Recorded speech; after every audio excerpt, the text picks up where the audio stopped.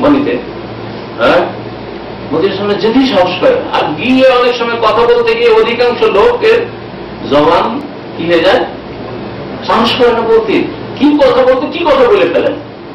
আর ভিতরে এত তত্তর করে কাঁপছে যে আপনার কথায় জড়তা চলে আসছে, প্রকাশ করতে পারছে না। অথচ 3.5 হাতের আপনার মতোই মানুষ।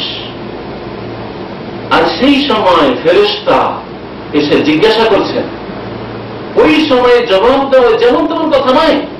আল্লাহ বলছেন যে মুমিনদেরকে আল্লাহ এত অটল রাখবেন বিল কাউলি সাবিত যে তাদের জবাব দিতে অসুবিধা হবে না। আল্লাহ বলছেন ফিল হায়াতি দুনিয়া ও ফিল আখিরাহ, দুনিয়াতে যেমন মুমিনদেরকে আল্লাহ অটল রেখেছিলেন বাতিলের সামনে, শিরক কুফরের সামনে, পাপীদের সামনে, একা ছিল এলাকায়। তারপরে কখনোই চিন্তা করি যে আমি তো একা, আমার সাথে আল্লাহ আছেন। লা তাহজান ইন্নাল্লাহ মা'ানা কাল্লা ইন্না মাইয়া রাব্বি সায়াহদিন। মুসা আলাইহিস সালামের আদর্শ, মুহাম্মদ রাসূলুল্লাহ সাল্লাল্লাহু আলাইহি ওয়াসাল্লামের আদর্শ, আপনি একা থাকলেও আল্লাহ আমাদের সাথে রয়েছেন, আমার সাথে আমার রব রয়েছেন। মুসা আলাইহিস সালাম বলেন এই ঈমান হচ্ছে একজন মুমিনের ঈমান। তাহলে দুনিয়াতেও অটলতা আল্লাহ দান করেছিলেন মুমিনকে, অফিল আখিরাতে মানে কবরের জীবনে, হাসরের জীবনে আল্লাহ পাক অটল রাখবেন। আর এই অটল থেকে ইনশাআল্লাহ তাআলা সহি সালামতে জান্নাতে পৌঁছে যাবে। তো এই আয়াত সম্পর্কে সাহাবায়ে কেরামরা বলতেন যে আয়াত নাযালাত ফিল আযাবিল কবরি, কবরের আযাব সম্পর্কে, কবরের নিয়ামত সম্পর্কে এই আয়াত নাযিল হয়েছে। ওয়া ইউদিল্লুল্লাহু যালিমিন, আর জালেমদেরকে আল্লাহ বিভ্রান্ত করে দেন। জালেমদেরকে আল্লাহ পাক বিভ্রান্ত করে দেন। জালেম মানে কাফের, জালেম মানে মুশরিক, জালেম মানে মুনাফিক, জালেম মানে যে কোনো কাবিরা গুনাহকারী, জালেম যে গুনাহ করে সেও জালেম। আমাদের দেশের মানুষেরা জালেম মানে যদি কারো টাকা মেরে খান, কাউকে খুন করেন, মানুষের হক নষ্ট করেন, তাহলে জালেম, তাই না? তা আদম আলাইহিস সালাম কোন মানুষের হক নষ্ট করেছিলেন? না জিনের হক নষ্ট করেছিলেন, হ্যাঁ, না ফেরেশতার হক নষ্ট করেছিলেন? আদম আলাইহিস সালাম তো রব্বানা যালামনা আনফুসানা, আল্লাহ নিজের উপরে জুলুম করেছি আমরা। জুলুম মানে হচ্ছে আল্লাহর হক নষ্ট করা, রাসূলের হক নষ্ট করা, মানুষের হক নষ্ট করা, আর নিজের হক নষ্ট করা। নিজের জীবনে, কোন ব্যক্তি জীবনে পাপ করা হচ্ছে জুলম। যে কোনো গুনাহ যেন জুলম। জুলম হচ্ছে এই সমস্ত গুলি। রব্বানা যালামনা আনফুসানা ওয়া ইল্লাম তাগফির লানা ওয়া তারহামনা লানাকুনা মিনাল খাসিরিন। যে কোনো গুনাহ করাকে জুলম, নাফসের জুলম, জুলম নাফস বলা হয়। তো বলছিলাম যে ইউদিল্লুল্লাহু যালিমিন, আল্লাহ বলছেন জালেমদেরকে আল্লাহ পথভ্রষ্ট, গুমরাহ করে দিবে। সুতরাং বিভ্রান্ত যখন হয়ে যাবে আর জবাব দিতে পারবে না। মানুষ যদি বলতে গিয়ে কি বলে ফেলে অথবা কথা না দেবে, তাহলে না আসল উদ্দেশ্যে সে স্বার্থ ক্ষতি বলল না, কামিয়াব হইল না। আল্লাহ পাক কবরের জীবনে কাফের, মুশরিক, বেদিন এবং তাদের অনুসারী যারা পাপিষ্ট মুসলিম, তাদেরকে আল্লাহ এমন বিভ্রান্ত করে দেবেন যে জবাব দিতে পারবে না। কি করবে? নবী করিম সাল্লাল্লাহু আলাইহি ওয়াসাল্লাম বলেছেন, আম্মাল কাফিরু ওয়া কাফিরু, মুনাফিক রয়েছে, পাপিষ্ট গুনাহগার কাফেরেরা। তখন জিজ্ঞাসা করা হবে মান রাব্বুকা, তখন বলবে হা হা লা আদরি, হায় আফসোস আফসোস আফসোস, আক্ষেপের বিষয়, লা আদরি, কিছুই জানি না, কিছুই জানি না। গতানুগতিক যারা মুসলমান ছিল, মানে জন্মসূত্র শুধু মুসলমান, শুনে শুধু মুসলমান শুধু, কিন্তু আকীদায় আমলে মুসলমান নয়। তারা বলবে সামিতু নাসা ইয়াকুলুনা কাযা, লোকজনকে গ্রামে শুনতাম, এলাকায় বলতে শুনতাম যে বলতো যে নাকি আল্লাহ আছেন, আল্লাহর ইবাদত করতে হবে, নামাজ পড়তে হবে, আল্লাহর প্রতি ঈমান রাখতে হবে, আর নবীর প্রতি ঈমান রাখতে শুনতাম যে নবী নাকি আমাদের মুহাম্মদ সাল্লাল্লাহু আলাইহি ওয়াসাল্লাম, শুনতাম যে দ্বীন ইসলাম পূর্ণাঙ্গ জীবন বিধান, কিন্তু আমরা তা করতাম না। আমাদের রচিত বিধান ছিল, আমরা খেয়াল খুশি জীবন যাপন করতাম, আমরা কুপ্রবৃত্তির অনুসরণ করতাম, মন যা চাইতো তাই করতাম। মন চাইছে এটা ভালো না হালাল, হারাম হইল, মন চাইছে এটা খারাপ, খারাপ মন্তব্য করে দিলাম। এই ছিল কুপ্রবৃত্তির অনুসরণের জীবন যাপন। এরা বলবে যে লোকদেরকে শুনতাম বলতে, ওই রকমই বলতাম। জিজ্ঞাসা করা হবে মা দিনে তোমার দিন কি, বলে হা হা লাজি, আফসোস আফসোস, কিছু জানি।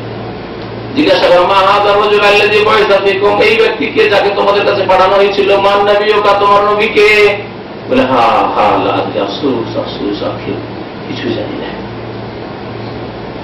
ওয়াইদুল্লাহু যালিমিন, জালেমরা প্রশ্নের উত্তর দিতে পারবে না, বিভ্রান্ত হয়ে যাবে। ওয়ায়াফআলুল্লাহু মা ইয়াশা, তখন আল্লাহ পাক যা চাইবেন তাই করবেন।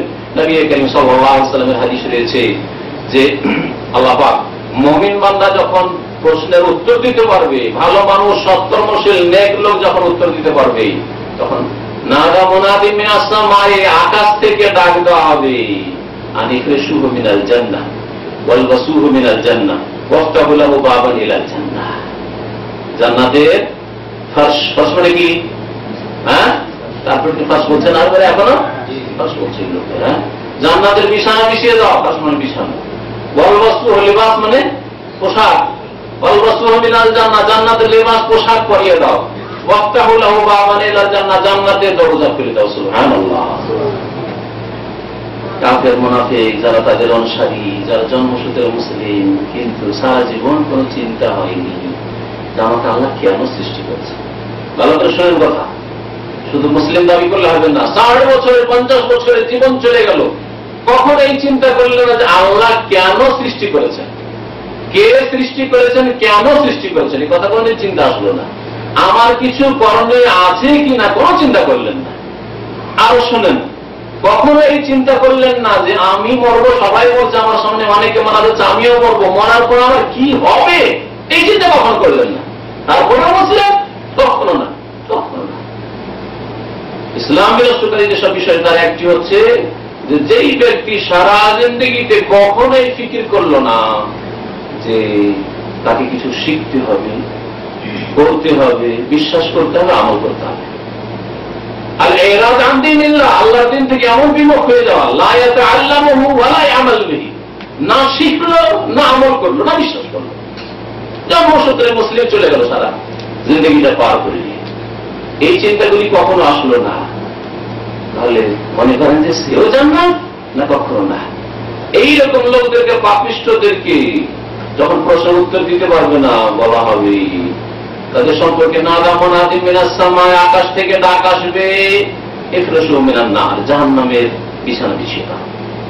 ওয়ালবাসুহু মিনান নার, জাহান্নামের পোশাক পরিয়ে দাও, আগুনের পোশাক হবে, আগুনের পোশাক হবে। আল্লাহ পাক জাহান্নামীদের সম্পর্কে বলেছেন শুধু আগুনের পোশাক না, আগুনের সাথে এই যে পিচ, যে রোড তৈরি করার জন্য পিচ ব্যবহার হচ্ছে, তাকে রান, যেটাকে বলা হয়, কি বলে সেটাকে আমাদের দেশের ভাষায় আলকাতরা। হ্যাঁ, আলকাতরা।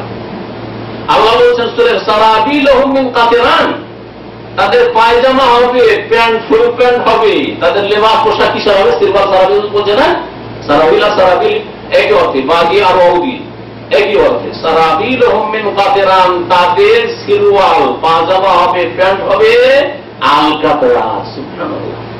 আগুন, আর আগুন যদি আলকাতরা, আলকাতরাকে আগুন দিয়ে গরম করা হয় তো দুনিয়াতে কি অবস্থা হয়, সুবহানাল্লাহ, বুঝতেই পারছেন।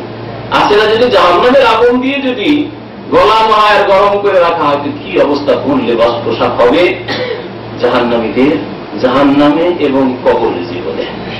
নবী কারীম সাল্লাল্লাহু আলাইহি ওয়াসাল্লাম বলছেন যে বলা হবে তাদের জাহান্নামের পোশাক পরবে না, জাহান্নামের বিছানা বিছিয়ে দাও, ওয়াফতাহু লাহু বাবান ইলান নার, এবং জাহান্নামের দরজা খুলে দাও। হাদিস বড় লম্বা আছে, এছাড়াও বিভিন্ন হাদিসে রয়েছে ওয়াইন্নাহু লা ইউসাল্লাতু আলাল কাফিরি ফি কবরিহি 99 তিননিনা, কাফিরদের কবরে আর বেনামাজি সম্পর্কে শেখের বক্তব্য শুনে নেবেন। আমার একটা বিষয় মনে আছে নাকি নামাজ তাদের বিধান সম্পর্কে, বেনামাজি সম্পর্কে বিধানটাও জান, কারণ আমাদের দেশের মানুষের এই অনুভূতি নেই, চেতনা নেই যে আমি যে বেনামাজি, তো আমি কোনখানে আছি, আমি আসলে ইসলামে আছি না বাগাই ইসলামে আছি, এই চেতনাই নেই। কাফেরদের উপর নিযুক্ত করা হবে ফি কবরিহি, তার কবরে 99 তিননিনা, 99টি অজগর সাপ,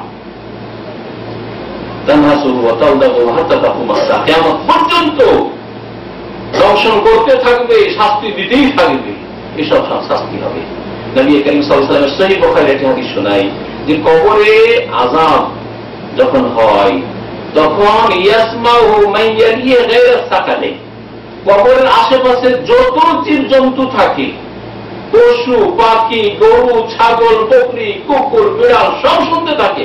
গায়রা সাকালে, একমাত্র সাকালেন অর্থাৎ মানুষ এবং সাকালেন তাসনিয়া দ্বিবচন, মানুষ এবং জিন শুধু শোনে না, কারণ মানুষ এবং জিনকে আল্লাহ ইবাদতের জন্য সৃষ্টি করেছেন। মানুষ এবং জিনকে আল্লাহ পাক যদি অবাধ্য হয়ে মরে যায় মানুষ অথবা চিন্তা হলে তাদেরকে কবরে শাস্তি দেওয়া হবে, সুতরাং তাদেরকে শুনতে দেওয়া হয় না। আর গরু ছাগলকে যেহেতু আযাব হয় না, গাধাকে আযাব হয় না, পাখিকে আযাব হয় না, আর তাদের নিয়ামত নেই, মরে গেলে মাটিতে মিশে গেলে চলে গেল, এর জন্য সব শুনতে পাই। নবী করিম সাল্লাল্লাহু আলাইহি ওয়াসাল্লামের একটি হাদিসে রয়েছে যে তোমরা যদি জেনে নিতে, আওয়াজ একবার যদি কবর আযাবে শুনে নিতে, তাহলে কখনো তোমাদের আপনজনকে দাফন করতে না। লাউলা আল্লাহ তাদাফন, এই যদি আশঙ্কা না থাকতো যে তোমরা কেউ কাউকে দাফন করবে, মা মরে গেছে, বাপ মরেছে, দাফন করবো, কবর যে আযাব শুরু হবে, কবর যে শাস্তি রয়েছে, এই আশঙ্কা যদি না থাকতো তো তোমাদেরকে দেখিয়ে দিতাম যে কবর, বা শুনিয়ে দিতাম যে কবরে কেমন আযাব হয়। কবর আযাব সম্পর্কে এছাড়াও বহু হাদিস রয়েছে, নবী করিম সাল্লাল্লাহু আলাইহি ওয়াসাল্লাম সেগুলি বলেছেন। সুতরাং কবরের আযাব সত্য, এতে কোনো সন্দেহ নেই। কেউ যদি কবর আযাবকে অস্বীকার করে অথবা সন্দেহ করে, তাহলে সে মুসলিম না। পরকালের প্রতি ঈমান, এটা হচ্ছে ঈমানের কি, ঈমানের একটি স্তম্ভ বা খুঁটি। ঈমানের কয়টি খুঁটি? 6টি। ঈমানের বলেছে ইসলামের নাম। আমাদের মানুষ আবার অনেকে যারা গতানুগতিক ইসলাম শিখে না, এখানে এসে দাওয়াতটা ইসলামের সাথে শিখতে চায় না, তার আগে দিয়ে সবার ইসলাম কি আর ঈমান কি একা, 5 এখানে 5 এখানে 5, আর ঈমান ইসলামের পার্থক্য বুঝে না। ঈমানের খুঁটি 6টি আর ইসলামের খুঁটি হচ্ছে 5টি। ঈমানের যে স্তম্ভগুলি রয়েছে তার একটি হচ্ছে আল ঈমান বিল আখিরা, পরকালের প্রতি ঈমান। ওয়াবিল আখিরাতিহিম ইউকিনুন, তার আখিরাতে ইয়াকিন করে দৃঢ় বিশ্বাস রাখে। জি, এই আখিরাতের প্রথম কদম, প্রথম স্টেপ হচ্ছে এই কবরের জীবন। তো কবরের জীবনে যা হবে, ভালো লোকের জন্য ভালো আর মন্দ লোকের জন্য মন্দ শাস্তি সাজা, এটা বিশ্বাস করা ফরজ। যদি কেউ বিশ্বাস না করে, অবিশ্বাস করে অথবা সন্দেহ করে, তাহলে সেই ব্যক্তি মুসলমান নয়, যদিও নামাজ রোজা করে।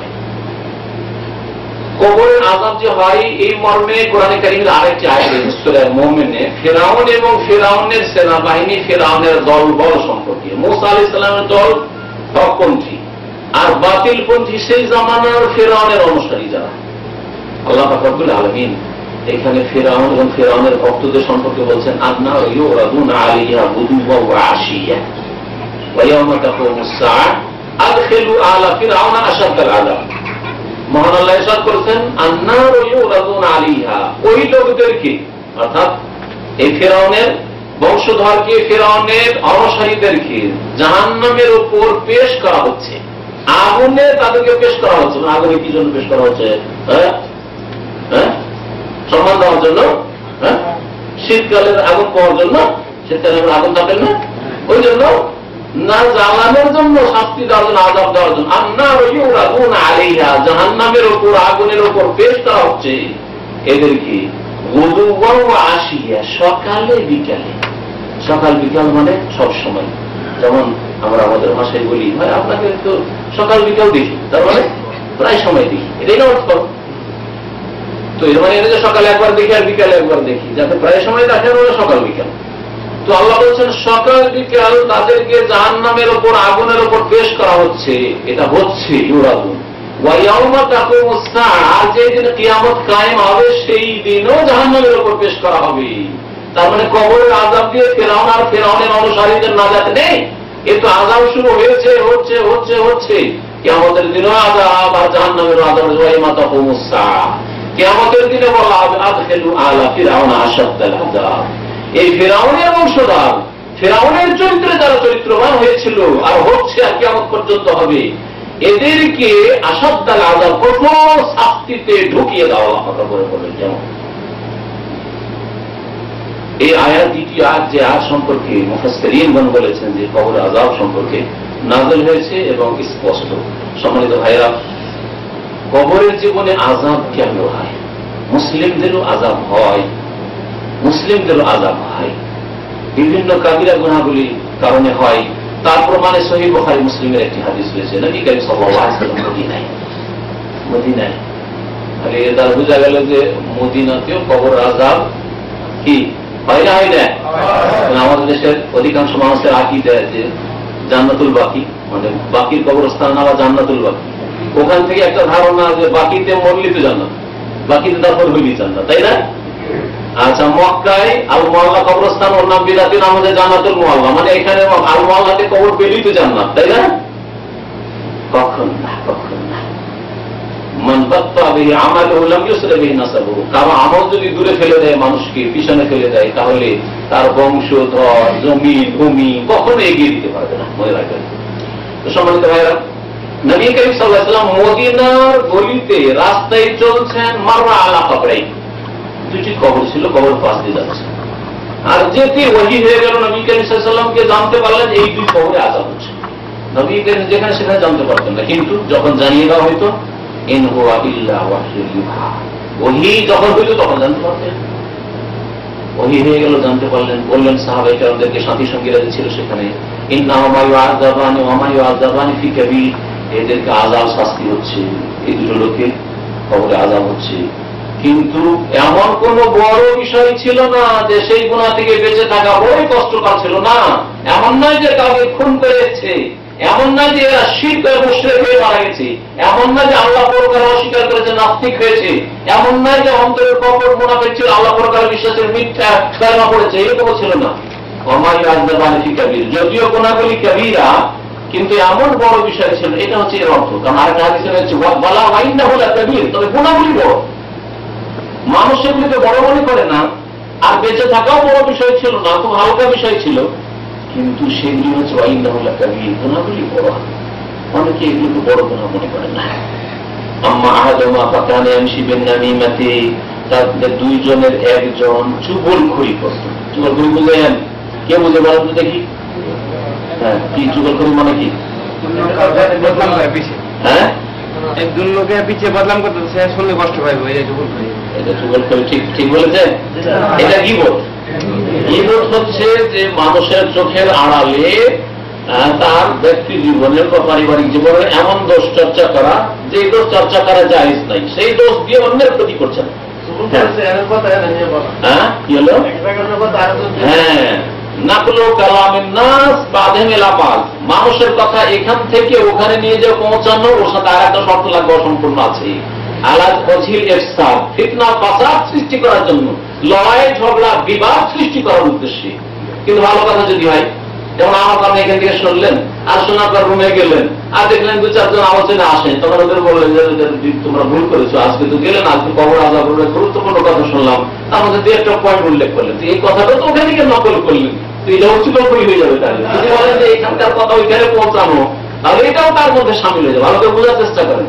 এই জন্য এখানকার কথা ওখানে পৌঁছানো, একজনের কথা আরেক জায়গায় পৌঁছানো, যদি ফিতনা ফাসাদের উদ্দেশ্য হয়, বাঁধিয়ে দেবো, এদের ঝগড়া লাগিয়ে দেবো, এদের কলহ বিবাদ সৃষ্টি করে দেবো, এই উদ্দেশ্যে যদি হয়, তাহলে এর নাম চুগলখড়ি।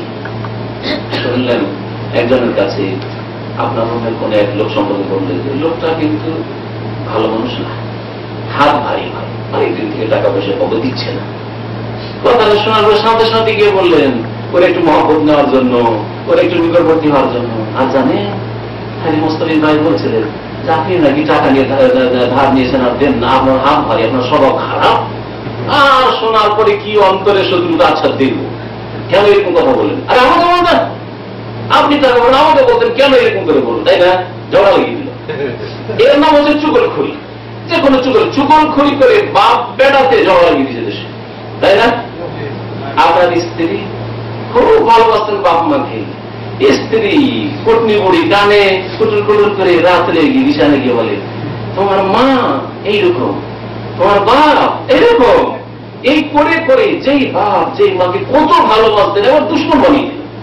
আমার বাপ মা মানুষই না, খালি বউর সাথে ব্যবহার ভালো জানে না, মানুষের সাথে চলতেই জানে না, সারা জিন্দগি মানুষ করলো, আর আজকে আপনার কাছে বাপ মা দুশ্মন হয়ে গেলে চুগলখড়ি করা, তাই না?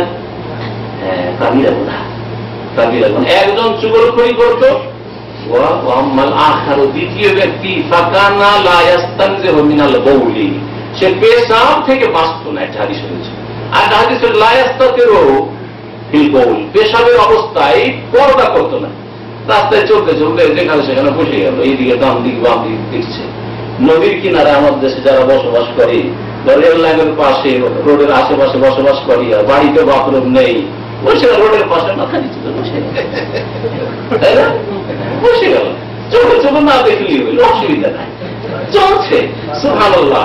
নদী এলাকায় যারা বসবাস করে, রাস্তাঘাটের পাশে, ওইরকম সড়কের পাশে যারা বসবাস করে, এদের বদ চলন হয়েছে, ওরকম পাঁচা খোলা, সামনে খোলা, চারিদিকে নজর আছে, কিন্তু চোখে চোখে যদি দেখা হচ্ছে না, বুঝে আছে কাবিরা গুনাহ। পর্দা না করলেও পেশাব পায়খানা সব পর্দা না করে, আশেপাশ দিয়ে লোক যাচ্ছে আর পর্দা না করেন, কাবিরা গুনাহ, কবর আযাবের কারণে। আর যদি পেশাব করার সময় সতর্ক না থাকেন, পেশাব ছিটছে, দাঁড়িয়ে পেশাব হতো, বসে শক্ত মাটিতে পেশাব, আমার সব বসে পেশাব করতে গিয়েও ছিটে চলে আসে, কাপড়ে গায়ে চলে আসলে তারপরে ধুলেন না। যদি সতর্ক হওয়া সত্ত্বেও ছিটে চলে আসে, তাহলে আপনি ধুয়ে নেন, কাপড় ধুয়ে নেন, কাপড়ে পড়লে, শরীরে পড়লে শরীর ধুয়ে নেন, না ধুয়ে নেন, নাপাক থাকলে। আমার দেশের বেনামাজিরা তারা কি করে, ইচ্ছে করে কাপড়ে পেশাব লাগিয়ে রাখে, ইচ্ছা করে কাপড়ে পেশাব লাগিয়ে রাখে। আর কারো বাড়িতে গেলে যদি উজুর পানি দেওয়া হয়, চলো নামাজ পড়তে চাই, কি বলে, কাপড় খারাপ। আপনাদের অঞ্চলে আছে না এই কথাটা? কাপড় খারাপ। আমাদের দেশের মহিলাদের মাসে 7 দিন কাপড় খারাপ থাকে, আর এই পুরুষ বেনামাজিদের সারা জীবনটাই কাপড় খারাপ থাকে।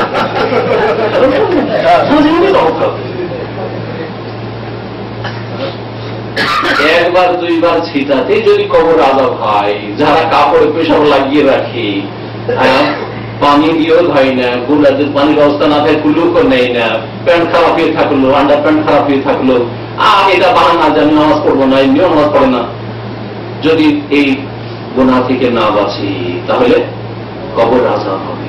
এরা কি ছিল? মুসলিম ছিল না ছিল না? যদি বলেন যে এরা মুশরিক ছিল, তাই নবী সাল্লাল্লাহু আলাইহি ওয়াসাল্লাম পেশাবের কথা বলতেন না, নবী সাল্লাল্লাহু আলাইহি ওয়াসাল্লাম এই কথা বলতেন না যে চুগলখড়ি করতো, এর চাইতে বড় গুনাহ শিরকের কারণে এদের কবর আযাব হচ্ছে, বলতেন না। কিন্তু বলেছেন যে একজন পেশাব থেকে বাঁচতো না, পেশাবের বাঁচতে পর্দা করতো না, আর আরেকজন চুগলখড়ি করতো।